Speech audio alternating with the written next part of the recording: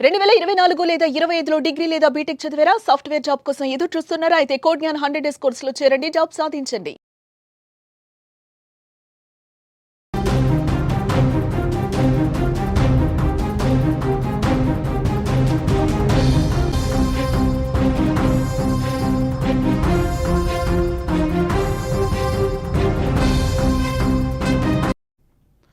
గండికోటలో దారుణ హత్యకు గురైన వైష్ణవిని చంపింది ఎవరు?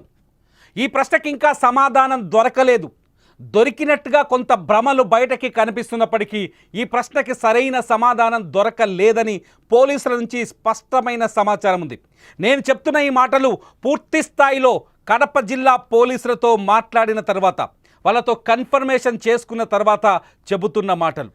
ఒక బాలిక, ఇంటర్ చదువుతున్న ఒక బాలిక దారుణ హత్యకు గురైతే ఆ హత్య కేసుని ఛేదించడానికి పోలీసులు అన్ని దారుల్లో విచారణ కొనసాగిస్తుంటే, కొందరు వ్యక్తులపైన లేకపోతే కొందరు వ్యక్తుల్ని పదే పదే ప్రశ్నిస్తుంటే వాళ్ళే హంతకులు అన్నట్టుగా కొంత సమాచారం బయట తిరుగుతుంది. కానీ ఇది పూర్తి అవాస్తవమని పోలీసులు చెబుతున్నారు.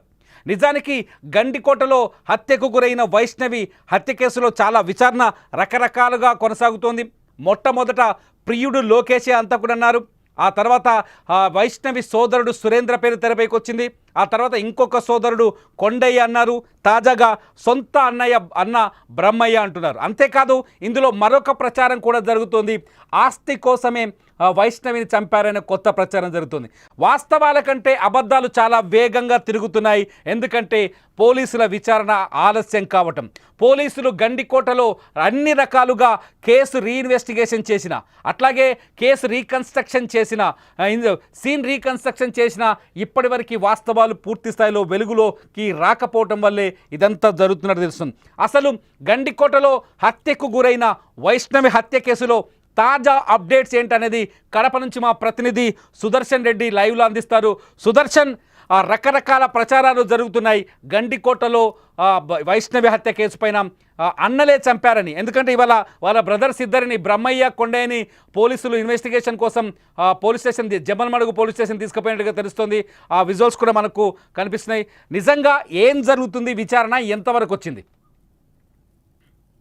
ఎస్, మీరు అన్నట్టు అబద్ధం గడప దాటేలోపు నిజం గడప దాటేలోపు అబద్ధం ఊరంతా చుట్టేస్తుందన్నట్టు ఒక ప్రచారం ఉంటది. కానీ సుమన్ టీవీ డే 1 నుంచి కూడా మైనర్ బాలిక హత్య కేసులో ఎగ్జాక్ట్లీ ఏం జరుగుతుందో అదే చెప్తుంది. నిజాలు చెప్పడానికే ప్రయత్నిస్తుంది. ఆ నిజాలను కూడా 1కి 2 సార్లు ధృవీకరించుకున్న తర్వాతే ప్రజల ముందు పెడుతూ ఉంది. ఊహలు వేరు, అనుమానాలు వేరు, అపనిందలు వేయడం వేరు. కానీ అనుమానాల వరకే ఇప్పటి వరకు సుమన్ టీవీ ప్రతి విషయంలోనూ ప్రస్తావించింది. ఎస్, పోలీసులు కూడా ఒక కేసును ఛేదించాలి అంటే అన్ని కోణాల్లో అందరినీ అనుమానించాల్సిన అవసరం ఉంటుంది. ఆ విధంగానే పోలీసులు ఎవరినైతే అనుమానిస్తున్నారో, ఎవరినైతే విచారణకు పిలుస్తున్నారో అదే విషయాలనే పదే పదే మనం చెప్పడం జరిగింది. అంతే తప్ప ఎవరి మీద నిందలు మోపలేదు, ఎవరి మీద నీలాప నిందలు ఆమోదించలేదు.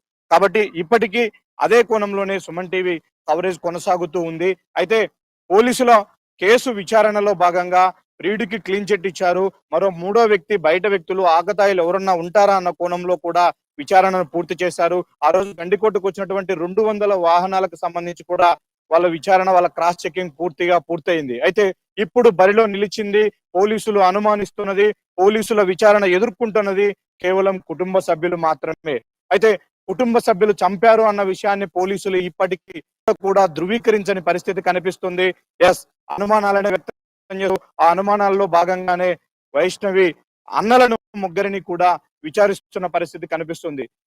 నిన్నటి నుంచి పూర్తి స్థాయిలో వైష్ణవి సోదరులు ఎవరైతే ఉన్నారో సురేంద్ర, కొండయ్య, బ్రహ్మయ్య, వీళ్ళ ముగ్గురిని కూడా కూలంకషంగా విచారిస్తూ ఉన్నారు.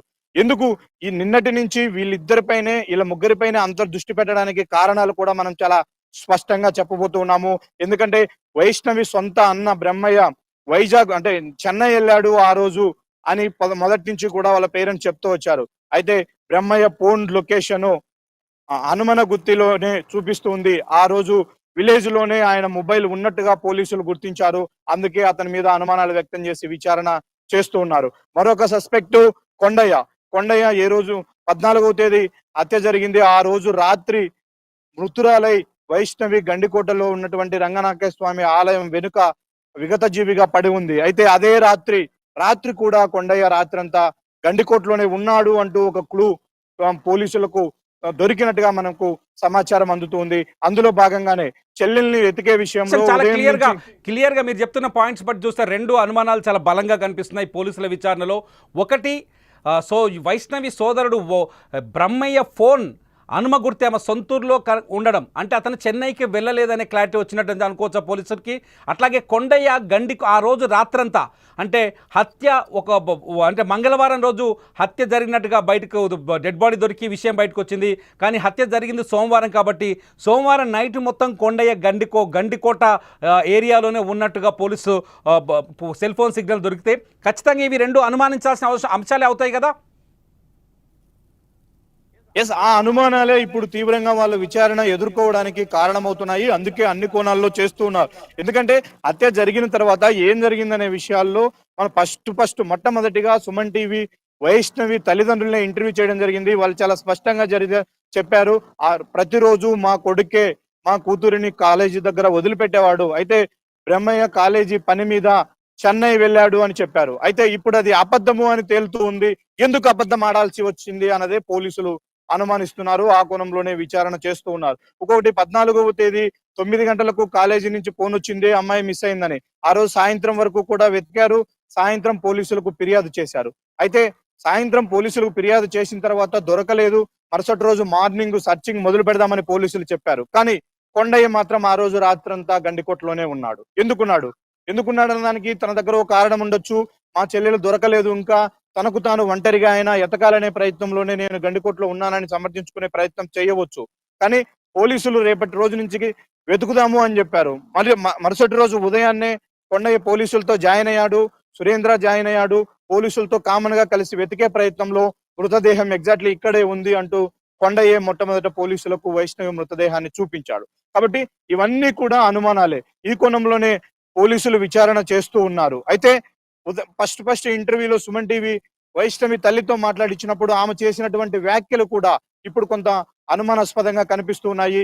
ఆమె ఒక అజంప్షన్ చేసుకున్నదో మరి ఆమెకు ఎవరు సమాచారం ఇచ్చారో తెలియదు. కానీ అమ్మాయి లోకేష్ తో కలిసి మా అమ్మాయి బైక్ పైన వెళ్ళింది, ఆ బైక్ వెనకే మరో ఇద్దరు ఫాలో అయ్యారు, వాళ్ళు వస్తున్న విషయాన్ని మా అమ్మాయి గుర్తించలేకపోయింది, మొత్తం ముగ్గురు కలిసి అంటే అత్యాచారం చేసి హత్య చేసి ఉంటారు అని అనుమానించింది.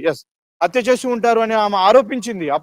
అప్పటికి పోలీసులకు కూడా తెలియదు, సీసీ ఫుటేజ్ కూడా పూర్తిగా బయటికి రాలా. ఎందుకంటే లోకేష్ ఒంటరిగా బయటికి వస్తున్నాడు అక్కడి నుంచి అమ్మాయిని డ్రాప్ చేసనే విషయం అప్పటికి ఇంకా పోలీసులు ధృవీకరించేలా ఎలాంటి సీసీ ఫుటేజ్ కూడా బయటికి రాకముందే ఆమె ఆ కోణంలో ఎందుకు వ్యాఖ్యానించాల్సి వచ్చింది?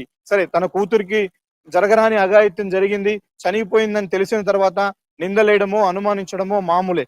అందులో పాత లవరు గతంలో ఆ అబ్బాయితో ఆ అమ్మాయి తిరుగుతుందన్న విషయం వాళ్ళకు తెలుసు కాబట్టి లోకేష్ ను అనుమానించవచ్చు, లోకేష్ తో కలిసి వెళ్ళి ఉంటుంది, తనేమైనా చేసి ఉండొచ్చు అని ఆరోపించవచ్చు. కానీ వెనుక వైపున బైక్ లో ఇద్దరు వెళ్ళారు, అందరూ కలిసి అత్యాచారం చేసి హత్య చేశారు అంటూ ఆమె ఏదో ఒక చూసిన విషయంలాగా, ఆమె నిర్ధారించుకున్నటువంటి విషయంలాగా, ఎవరి నుంచో తనకు సమాచారం వచ్చిన విషయంలాగా సుమన్ టీవీతో ఆమె ప్రస్తావించింది. ఇప్పుడు అది కూడా అనేక అనుమానాలను రేకెత్తిస్తుంది. ఒకవైపు వైష్ణవి తల్లి, మరోవైపు వైష్ణవి సొంత బ్రదర్, మరోవైపు కజిన్ బ్రదర్స్ ఇద్దరు సురేంద్ర, కొండయ్య, వీళ్ళందరూ కూడా పోలీసుల విచారణలో కావచ్చు, మీడియాతో కావచ్చు, వాళ్ళు మాట్లాడినటువంటి మాటలకు పొంతన లేదు. ఇప్పుడు దానివల్లే ఇదంతా కూడా జరుగుతూ ఉంది.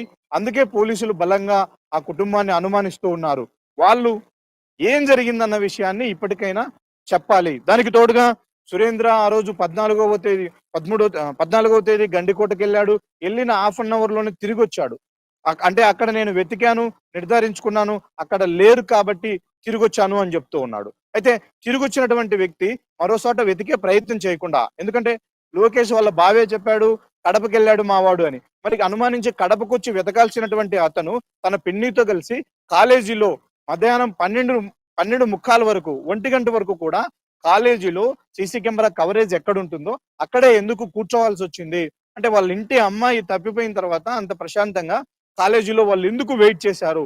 కాలేజీ నుంచి ఇక కొత్తగా వాళ్ళు సేకరించే సమాచారం ఏముంటుంది?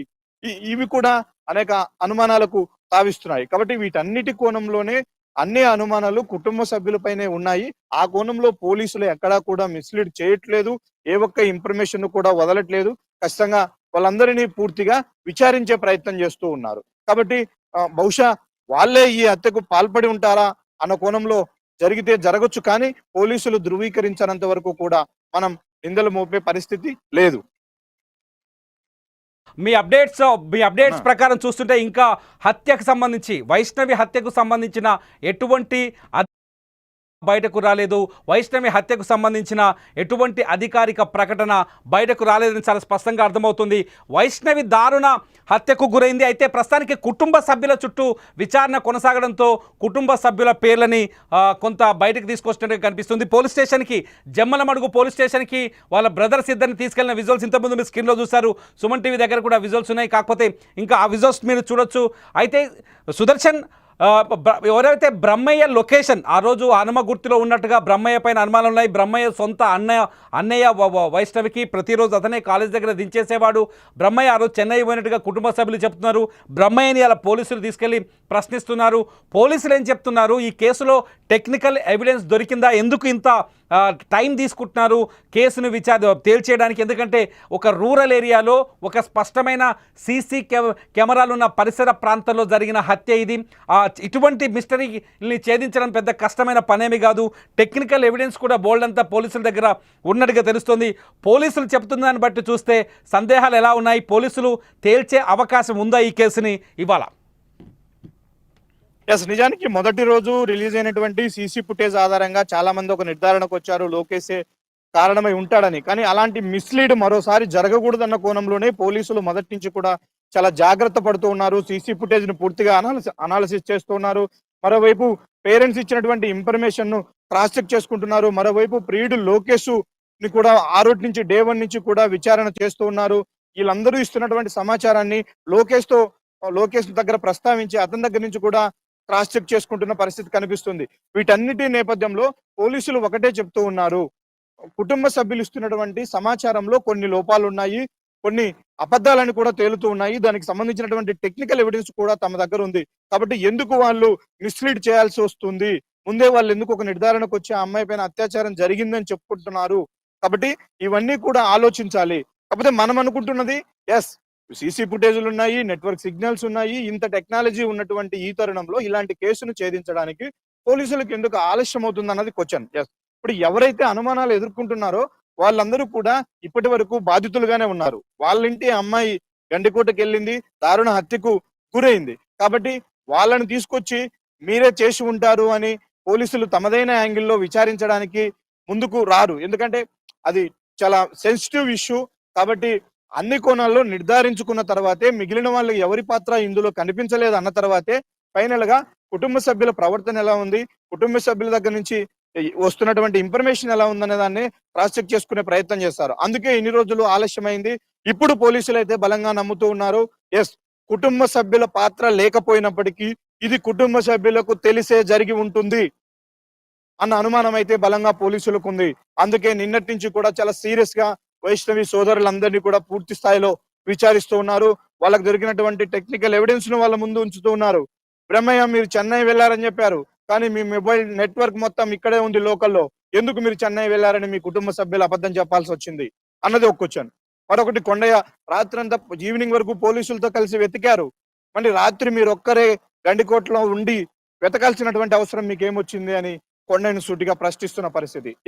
ఇప్పుడు ఈ ప్రశ్నలు వాళ్ళు ముందుంచారు, కొన్ని ఎవిడెన్సెస్ వాళ్ళ ముందుంచారు. ఇప్పుడు వాళ్ళు చెప్పబోయే సమాచారంతోనే పోలీసులు ఒక నిర్ధారణకు వచ్చే అవకాశం ఉంటుంది. కానీ అఫిషియల్ గా పోలీసులు అయితే ఏ విధమైనటువంటి అనౌన్స్మెంట్ చేయలేదు. ఆఫ్ ది రికార్డ్ గా కూడా ఎక్కడ కూడా పోలీసులు చెప్పట్లేదు. వాళ్ళకు తెలిసినటువంటి 2 పాయింట్లను డే 1 రోజే ఎస్పీ గాని, డే 2 రోజు డిఐజీ గాని చాలా స్పష్టంగా చెప్పారు. లోకేష్ పాత్ర లేదంటూ క్లీన్ చిట్ ఇచ్చారు, అమ్మాయి మీద ఎలాంటి అత్యాచారం జరగలేదు అని క్లీన్ చిట్ ఇచ్చారు. ఆ రెండింటికి పోలీసులు ఇప్పటికీ స్టిక్ అనే ఉన్నారు. అంతకు మించి ఎలాంటి అధికారిక ధృవీకరణ పోలీసుల నుంచి జరగట్లేదు. కాబట్టి చుట్టూ అనుమానాలే ఉన్నాయి, అనుమానితులందరినీ విచారిస్తూ ఉన్నాము.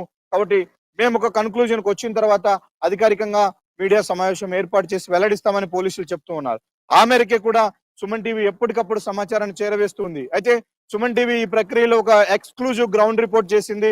ఎగ్జాక్ట్లీ పోలీసులు ఆ హత్యకు సంబంధించి ఏ సీన్ రీకన్స్ట్రక్ట్ చేశారో అది స్వయంగా స్థానిక డిఎస్పీ నుంచి వచ్చినటువంటి పక్కా సమాచారంతోనే ఈ విధంగా జరిగి ఉంటుంది అని పోలీసుల దగ్గర ఒక స్కెచ్ ఉంది, దాన్ని మాత్రమే ఎక్స్ప్లెయిన్ చేయడం జరిగింది.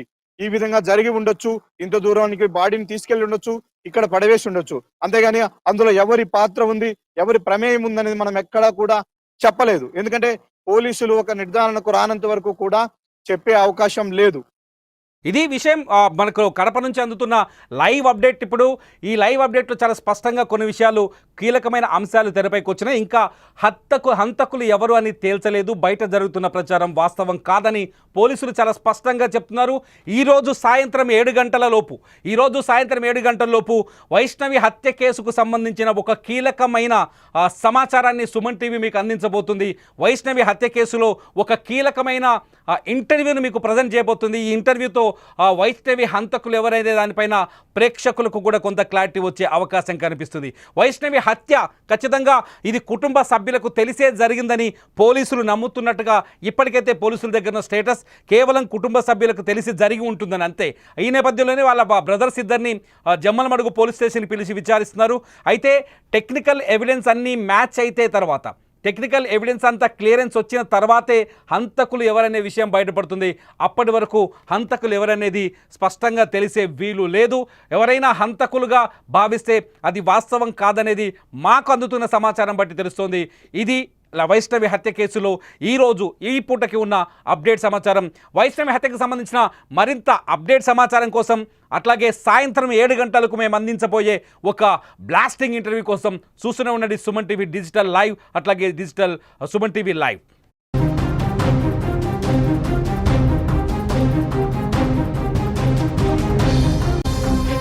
సుమన్ టీవీలో మీ పర్సనల్ అండ్ బిజినెస్ ప్రమోషన్స్ కోసం కింది నెంబర్కి కాంటాక్ట్ చేయండి.